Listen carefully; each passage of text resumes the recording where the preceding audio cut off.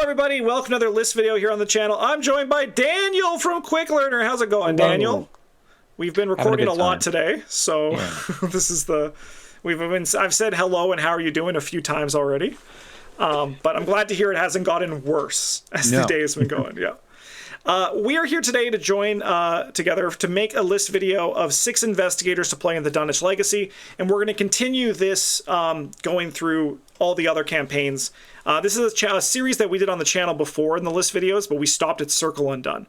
And I thought maybe we can keep going from Circle Undone, but then I was like, no, there's been new investigators. Maybe these new investigators are better at handling problems. Actually, you know what? I have to, one second. You're not going to know this at home.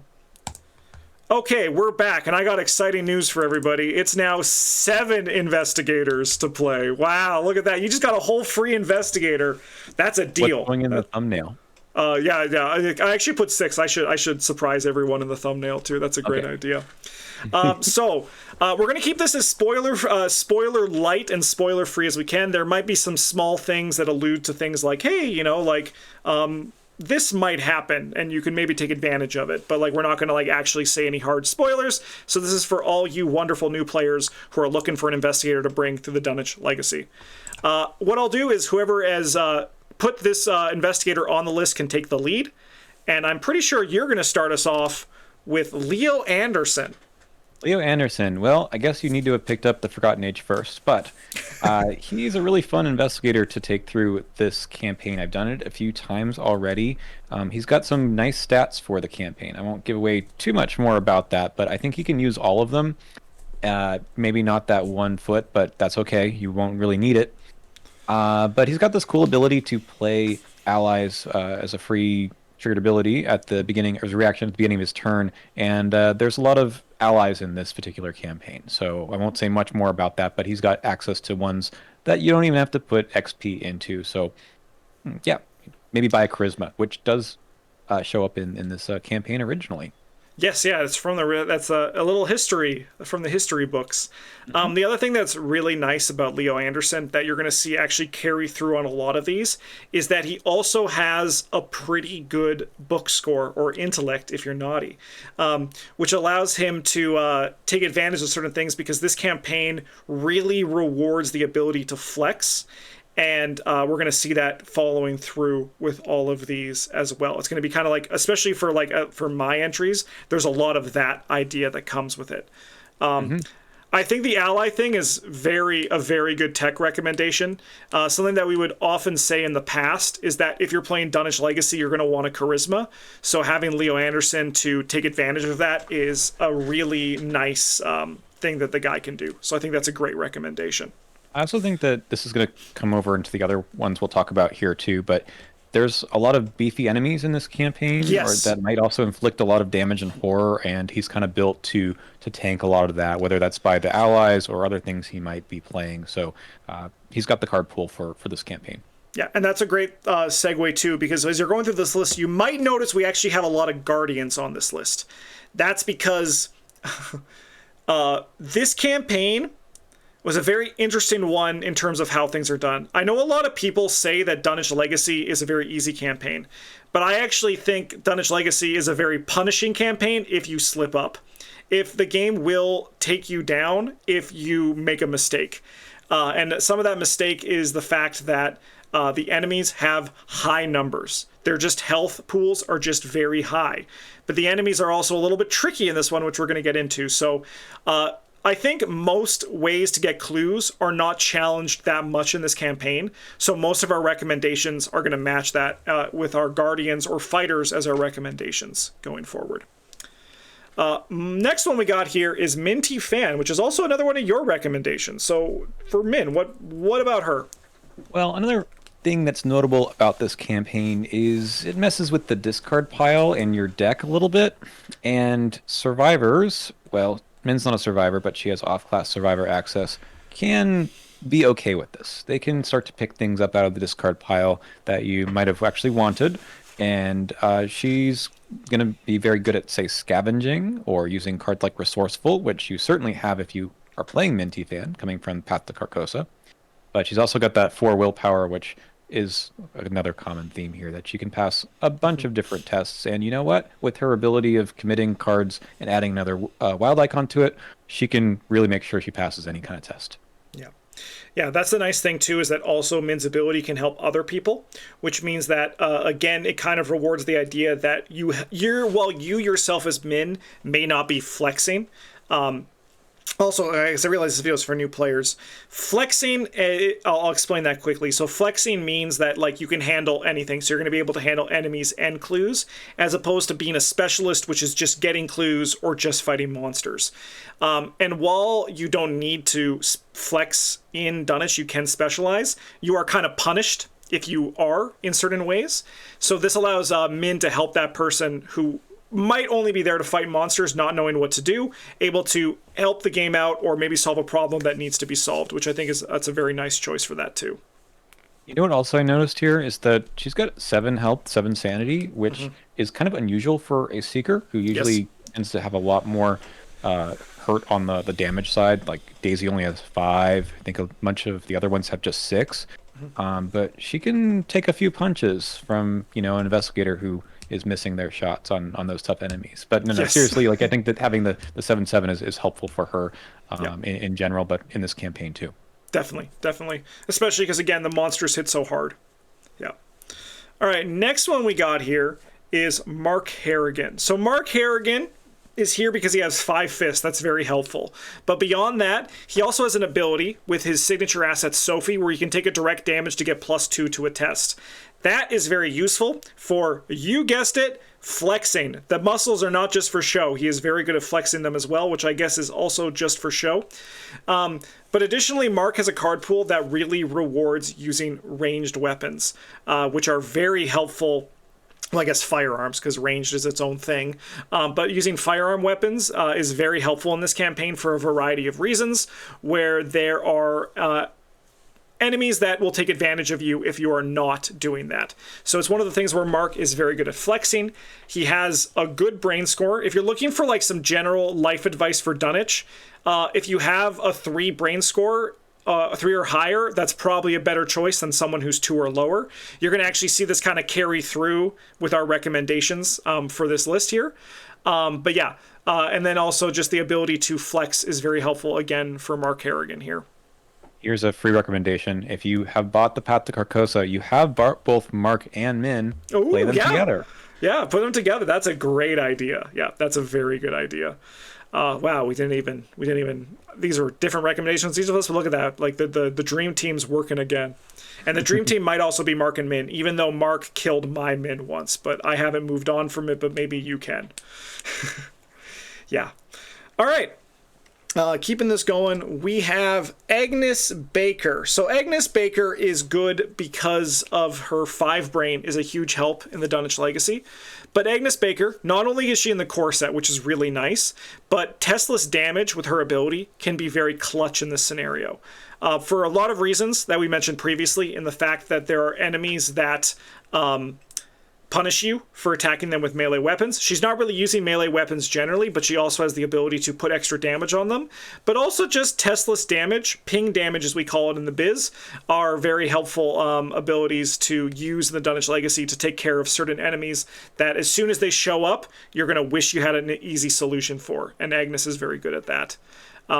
Additionally, while she doesn't really have a flex line a stat line that can flex, her ability in the Mystic card pool allows her, especially in the revised core, to get clues or fight, which means like while you can't solve problems with your stats book or fist easily, you have ways to use your Mystic pool to do that. Yeah, if you're playing Agnes Baker and you don't have a full card pool, there's a lot of really good options, especially in this campaign, to get advantage of, like, look what I found, or lucky, to get some of that flex. I played Agnes somewhat recently in Dunwich, and I was really, really happy to have 2 copies of Look What I Found in the deck because, again, if you're a new player, you might not realize that 2 book score is not that bad when you know that you're going to fail tests and get a couple of clues anyways. Yep. And you might need those clues in a few scenarios that really care about you having clues, not just the team in general. Yep. Also, as Daniel mentioned earlier, the survivor splash that she has is very nice for the things that come up here. But additionally, don't knock a ward of protection. It might save your life. So just Yep. like one of those things that it's. I think that Dunwich is one of the few scenarios that I still really try to bring Mythos protection to, because of the Mythos cards can be. They're easy to tech against, but if they hit at the wrong time, it literally can be the difference between life and death. All right, on to our next one here. We got Nathaniel Cho, which was another one of my recommendations. Yes, this guy follows the trend of having 5 fist and 3 book. Sorry, three brain. He also is in Guardian, so we can use those Guardian things to get clues, which is needed. So, like, if you haven't picked it up yet, having the ability to grab clues as the fighter is very important in this campaign. But what Nacho also does is he does not fight with weapons. He does not use melee weapons. He does not use firearm weapons because he himself is the weapon. Which is really nice because it's his stat numbers get so high when you're using those boxing gloves, assuming you are for your first run of Nacho. It's highly recommended, which allows you to get over the hump that a lot of the bigger enemies go while basically negating the downside because you are just going to like out-muscle what they're bringing to you. He's a very good fighter regardless. Like, he's a great guy for any campaign, but Nacho is actually one that I often bring. If I choose Nacho, I play him in Dunwich because I know he's going to be able to handle all the enemies without any sort of issue, which again is very important in the Dunwich Legacy. Yeah. Have you ever wanted to punch a bird out of the sky? You have several opportunities to do that. Several kinds of birds. And he's very good at it. It's like 2 birds, 1 fist is his like slogan. Like, he just like uppercuts them right out of the sky. Yeah. I think there's other enemies that I think we just sort of alluded to it, but there's a lot of chunky enemies, but there's also ones where you just don't really want to fail against them. Yes. Kind of puts you in a bad spot, and it's nice to have an investigator who can just say, I got this. Yep. He also has a card, Get Over Here, which is also actually particularly good in this campaign too, because being able to fight things on your time is very beneficial for this one. You know what? Those enemies aren't. I always forget those enemies aren't elite, so you can actually take advantage of those guys too. If you've played Dunwich, you know. If you know, you know. Yeah, but yeah, no. It's the scratch everything I said. It is just the punching birds out of the sky. That's what makes them such a good recommendation here. All right, on to our next one, which is Daniela Reyes. Well, turns out all of the ones I recommended have 4 brain, so you know. Actually, this is a combo of things we talked about here. So you see the blue on front of her card and you say, hey, this is a Guardian. Not so fast. When you flip over her card, she actually only gets level 0 Guardian cards, and then the rest of the cards she gets from level 1 on up are going to be Survivor. And I mean, I like Survivors. They're really good in this campaign, and they let you do a lot of things that you might not otherwise be able to do. That 1 book there, that's actually not that big of a deal when you can run things like look what I found as well. Yeah. Doesn't really matter what your number is, but it just means that her 2 really good numbers are even better because you can focus on those and use Survivor nonsense to pass the other kinds of tests or deal with the consequences of the other tests on your own way. Yeah. She also has ping damage, like Agnes, which is very good. It comes with a little bit, I mean, they're each taking damage or horror to do the ability, so it's like one of those things where it kind of has the same sort of thing, but it's very nice to be able to trigger that and get that. Also, don't knock the evade of her ability. It is very powerful to just buy you more time. And while most Danielas do, I've seen use melee weapons, she also has a lot of guns in her kit as well. The 18 Derringer, if you have the Stella Clark expansion, is a very nice survivor weapon. Yeah. I'd also add that a lot of enemies, I think, in this campaign don't spawn with you, so that ability to deal with an enemy moving to you and attacking you, you're like, I'm fine with that, really does buy the whole team a lot of time, whether that's the evade or just pinging damage back. So she's really good here. Yeah, definitely. All right, on to our last one here. The newest addition is Vincent Lee. I was feeling a little bit bad about not having that many Seekers on the list, because Seekers need to be represented more. There's not enough of them in the game. No, but Vincent Lee is like a perfect flex investigator because of his ability to use the on the men to give people what they want. He is a good... I like playing Vincent Lee in 2-player. I think he really shines in 3-player. Like, this is like a glowing recommendation for like a 3 or 4-player party for Vincent Lee. And you can kind of just like advance the game while also still like helping people out when they're taking damage, or even horror, because there's some horror healing you can get to if your collection is big enough that you can tap into. And it's just a very nice thing to help everyone be able to pass those tests that they need to pass, while also still having a pretty competent stat line for Dunwich Legacy yourself. Yeah, he's a great addition. I hadn't thought about him, and I can totally get why you think he should be on this list. I also noticed that most of our investigators don't have a very high agility score. Yeah.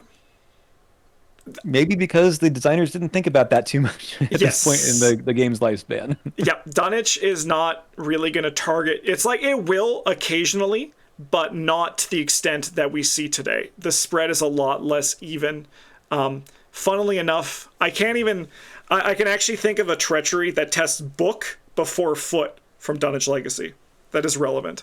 Yeah, there's one that I can think of that tests foot, but that's... You know, it's just a tough card in general, but you're going to be more worried about that one that tests book. Yeah, it is kind of funny. So yeah, it's like it's that was not a mistake. And also again, all of them having 3 brain, not a mistake. Yep. Yeah. So hopefully this gave you some insight on who you should play and why, or you could even just take our tips and then use those to like choose an investigator that you want to play, or if none of these ones really jumped out at you. Dunwich Legacy is a very unique campaign for the game because it was the first one before they had anything to like learn from or go from. So there's a lot of things that are unique only to the Dunwich Legacy, for better and for worse. So it's like one of those things that I like the campaign still. It's also very nice and simple. So hopefully these investigators made you have some good times for Dunwich Legacy if you do try them out. Again, thanks for joining me, Daniel, for the 5th time today. And you should also go subscribe to Daniel's channel, Quick Learner, where you release awesome Arkham horror content as well. Thank you for watching, everybody. I hope you enjoyed this video. I'll be back very soon for another list one. But in the meantime, have a good one. Thanks for watching. And as always, GG's.